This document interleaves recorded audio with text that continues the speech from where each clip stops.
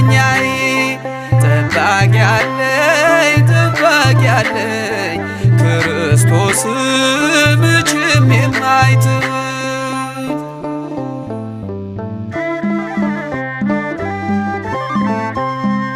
ሕይወት በምድር ላይ ብትሆን ከባድ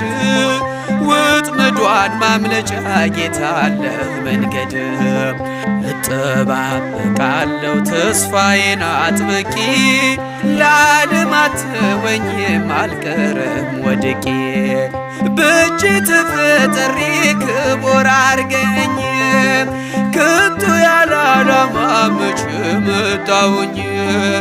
ከቶ ያለ ዓላማ